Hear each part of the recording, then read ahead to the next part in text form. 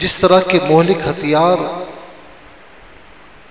तैयार हो चुके हैं और जिस तरह जगह जगह आलमी सतह पर हमें नज़र आता है कि तनाज़ुआत खड़े हो चुके हैं, दुनिया हर एतबार से ख़तरात में घिरी हुई है। आज से पहले दुनिया कभी इतनी गैर महफूज नहीं थी जितनी आज नज़र आती है। आप बज़ाहिर देखें कि इस वक्त दुनिया में कितने तनाज़ुआत हैं। एक तरफ हम देखते हैं यूक्रेन और रशिया, पिछले ये 2 सालों से ये मामला बड़ा सरगर्म नज़र आता है।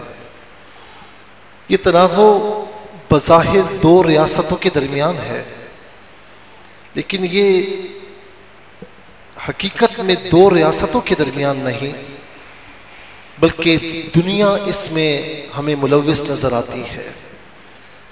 जब भी रशिया यूक्रेन पर इजारादारी कायम करने की कोशिश करता है तो नेटो फोर्सेस यूक्रेन के साथ हमें खड़ी नज़र आती है।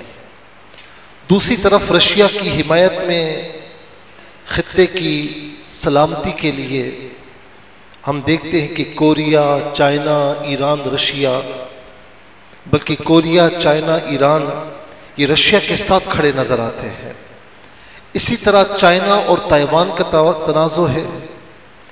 ताइवान, चाइना इसको अपना हिस्सा मानता है, लेकिन जब हासिल करना चाहता है तो सुपर पावर ताइवान की हिमायत में खड़े हो जाते हैं। इस तरह हम देखते हैं कि मुख्तलिफ तनाज़ुआत हैं। पाकिस्तान और भारत जब से मारिज़ वजूद में आए हैं तनाज़ुआत हैं, और दोनों एटमी ताकतें हैं। अच्छा, आप देखते हैं कि बज़ाहिर ये 2 रियासतों का मामला है, लेकिन जब भी जंगी हालात, जंगी खतरात मंडला रहे होते हैं तो आपको दुनिया में पाकिस्तान और भारत की हिमायत में 2 ब्लॉक्स नजर आएंगे। कुछ भारत के साथ खड़े हुए होंगे, कुछ पाकिस्तान के साथ खड़े हुए होंगे। मैं इस वक्त ये बात नहीं कर रहा कौन हक पर है और कौन हक पर नहीं है। जाहिर है कि मैं पाकिस्तानी हूं और मैं तारीख स्टडी करता हूं, तो इसकी रोशनी में बरमला में ये कहता हूं कि पाकिस्तान हक पर है। और न जाने भारत किस किस तरीके से पाकिस्तान को धमकाता नजर आता है। अभी पिछले महीनों, खास तौर पर मई में जब जंग हुई है तो उसने मुंह की खाई है। कहने की बात यह है कि जब भी 2 रियासतें आपस में टकराती हैं, पीछे मुख्तलिफ ताकतें आपको नजर आएंगी। कुछ ताकतें एक मुल्क के साथ होंगी, कुछ ताकतें दूसरे मुल्क के साथ होंगी। इसी तरह एक मामला जो 70-80 सालों से है, इजराइल और फलस्तीन के माबैन, ये एक बहुत बड़ा तनाज़ो है। बज़ाहिर 2 रियासतों का मामला है, लेकिन अगर हम ग्रेटर इसराइल के तनाजुर में से देखें, तसव्वुर में देखें, तो ये वाज़े हो जाता है कि ये मामला सिर्फ फ़लस्तीन की सरजमीन का नहीं है, बल्कि ये मिशन अर्ज़ मौऊद यानी प्रोमिस्ड लैंड से जुड़ता है। और इनकी किताब तौरात में इसके मुतालिक मौजूद है, लिखा हुआ है कि खुदा हमें ऐसा खित्ता अता करेगा जो दूध और नहर, शहद की जो नहरें उसमें जारी होंगी। तौरात में इस सरजमीन की निशानदही की गई है, दरियाए नील से लेकर दरियाए फुरात तक, यानी मिस्र से शाम तक। लेकिन मौजूदा जो जिद्दत पसंद ज़ायोनिस्ट हैं, याद रखें कि इनमें भी, आहले यहूद में भी एक है ऑर्थोडॉक्स। ये मेरी खुद इनसे मुलाकात कई मरतबा हुई किसी मुल्क में, ज़ाहिर है कि वहाँ ये रहते हैं, तो ये मुसलमानों के ख़िलाफ़ इनके वो जज्बात नहीं है, बल्कि बाज़ औक़ात ये ऐसे हंसते हुए कहते हैं कि आप तो हमारे कज़न हैं।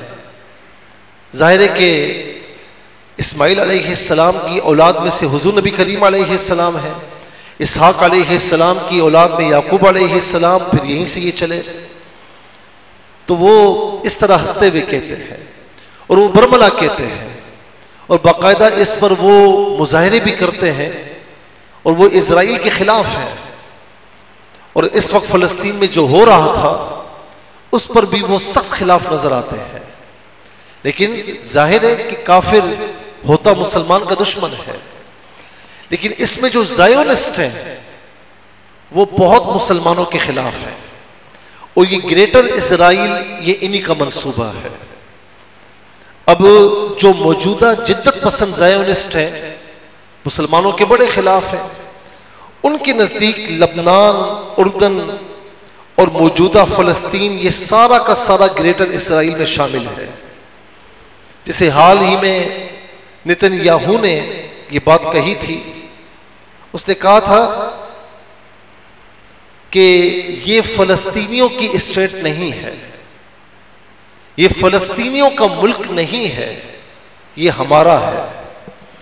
और इसी तरीके से हम देखते हैं कि कभी ये कहता है कि मैं एक स्पिरिचुअल और हिस्टोरिकल मिशन पर हूँ और मैं इस बात पर मामूर हूँ कि मैं फ़लस्तीन को यहूदियों को वापस करूँ। वो तो ये कहता है कि फ़लस्तीनियों ने यहाँ पर कब्ज़ा किया हुआ है, अल अमान वल हफीज़ उसके नज़दीक। आज आप देखें जब उसका ये बयान सामने आता है, ये बयानात सामने आते हैं तो खलीजी ममालिक जमा हो जाते हैं।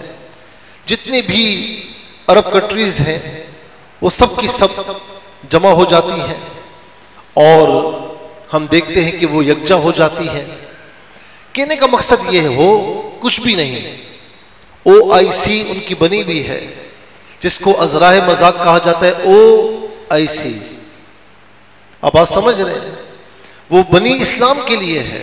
लेकिन क्या है कि जब भी ऐसे कोई मराहिल आते हैं, ऐसा कोई मौका आता है, ओ देखते हैं हम IC हम देखते हैं और देखते ही रहते हैं, होता कुछ भी नहीं है।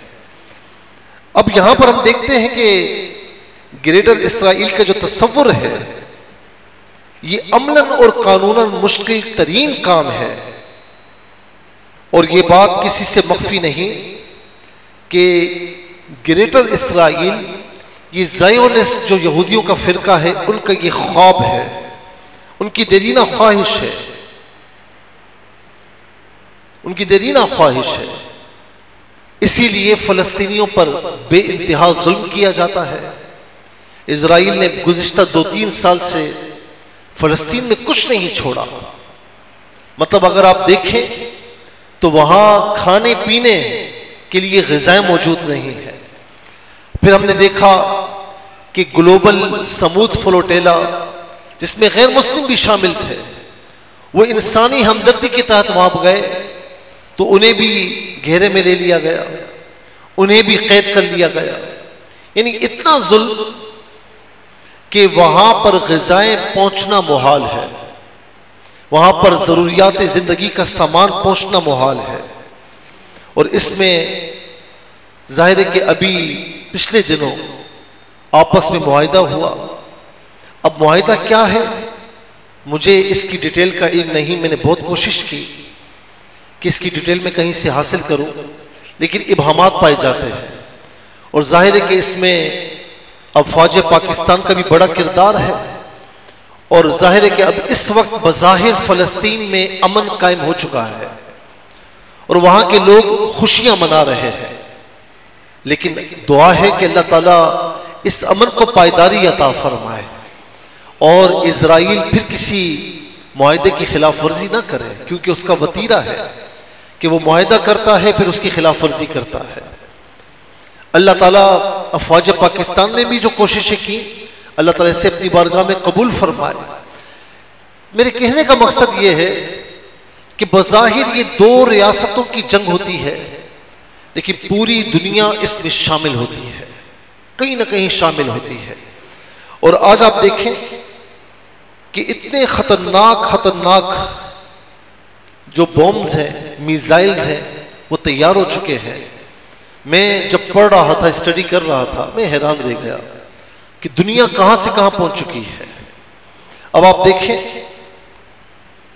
कि atom bomb, hydrogen bomb, missile technologies, अच्छा इसी तरीके से बैलिस्टिक मिसाइल है, क्रूज मिसाइल है, गोरी मिसाइल है, जो टारगेटेड हदफ लेते हैं। इससे ऊपर आ जाए तो फिर हम देखते हैं कि सुपरसोनिक और हाइपरसोनिक मिसाइल्स आए। अब बाज मिसाइल इसमें ऐसे हैं कि जो रडार में भी नहीं आते हैं। फिर इसी तरीके से हम देखते हैं कि बायोलॉजिकल वेपन्स हैं और ड्रोन टेक्नोलॉजीज हैं जो हमारे सामने हैं। इसी तरीके से रेडियोलॉजिकल वेपन्स हैं। इन्हें इतने खतरनाक हैं कि पहले दो ममालिक आपस में लड़ते थे ना, तो अवामुन नास को भी बाज़ वक़्त खबर नहीं होती थी, पड़ोसी मुल्क को खबर नहीं होती थी। लेकिन अब इतना खतरनाक मरहला पहुंचा है कि अगर दो ममालिक भी आपस में लड़ते हैं तो पूरी दुनिया उसकी जद में आती है। अब इंसान तरक्की करते करते इतने खतरनाक हथियार बना चुका है, वेपन्स बना चुका है। जमीन से फजा की तरफ जो है वो मार करने वाले, हदफ इख्तियार करने वाले, इसी तरीके से फजा से फजा में मारने वाले ऐसे ऐसे मिसाइल्स हैं। कहने का मकसद यह है कि इस वक्त इतने खतरनाक मिसाइल्स हैं, इतने खतरनाक बॉम्ब्स हैं, आप जानते हैं कि दुनिया सफ़े हस्ती से मिट जाए। यानी मैं पढ़ रहा था कि दुनिया को तबाह करने के लिए सिर्फ और सिर्फ 4 वर्ल्ड, जो यूं समझ लें कि यानी एक वॉर बनाया जाता है, वॉर रूम बनाया जाता है, तो दुनिया को तबाह करने के लिए 3 से 4 वॉर हेड काफी है। वॉर हेड वो होता है कि जहां पर यानी असला तो होता है किसी और जगह, लेकिन वहां से जंगें लड़ी जाती हैं, वहां सारी तैयारी हुई होती है।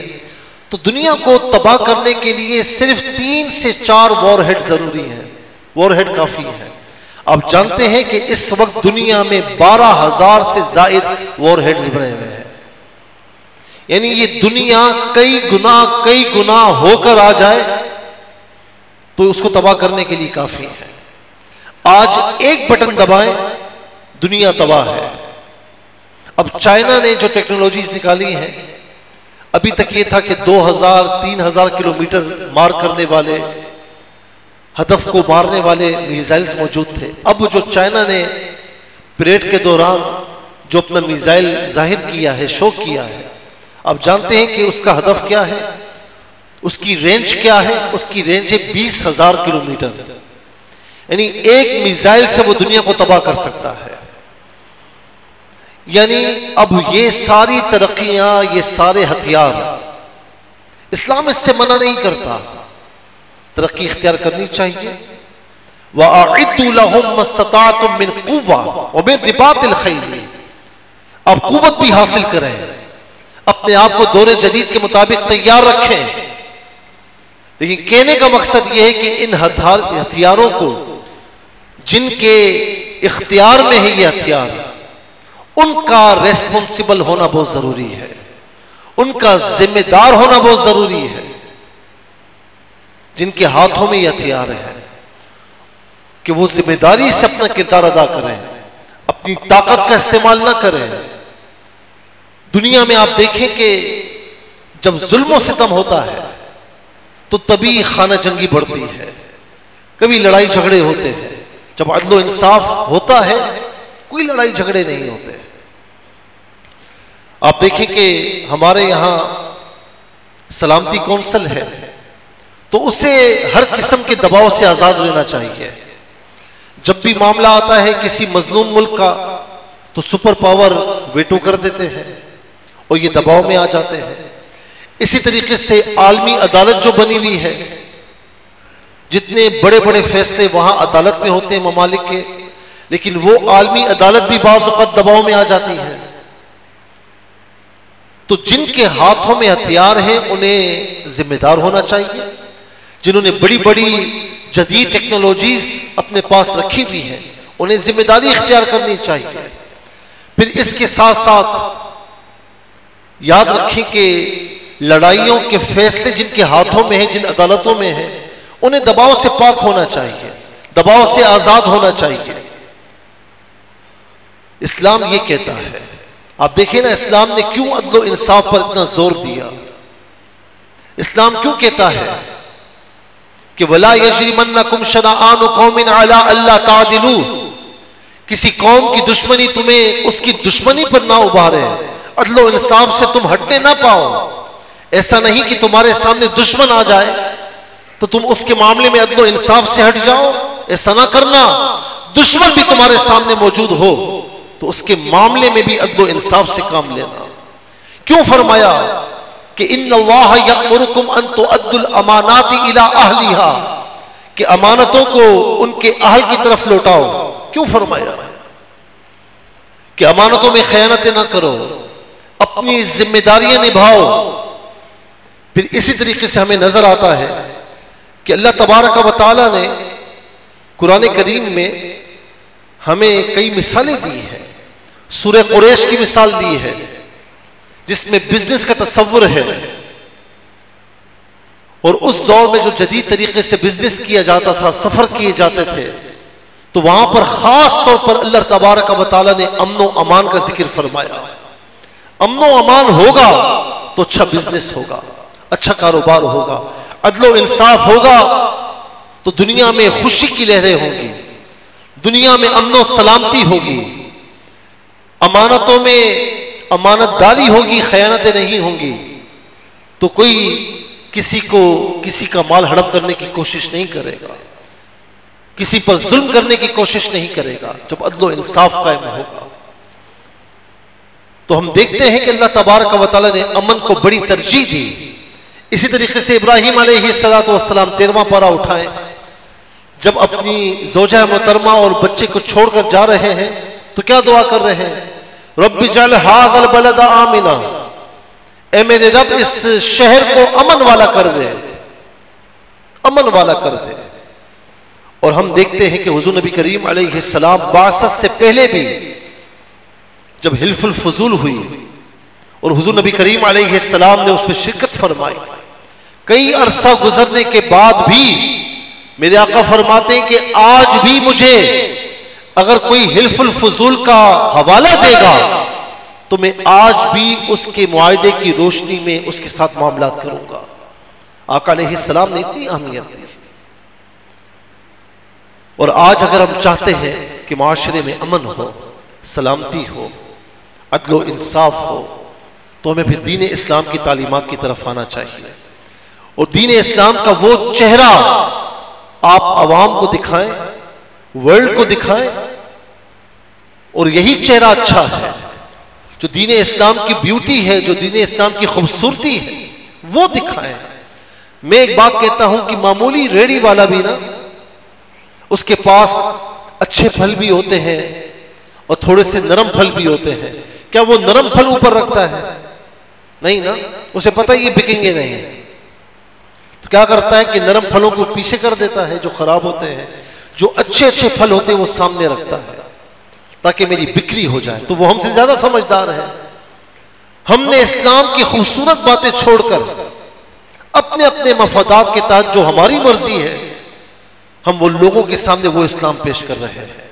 नतीजा पूरी दुनिया में जो आ रहा है वो हमारे सामने है। कोई दीन इस्लाम से करीब होने के बजाय दीन इस्लाम से दूर हो रहा है। इस्लाम का जो बेहतरीन चेहरा है वो हमें सामने करना चाहिए।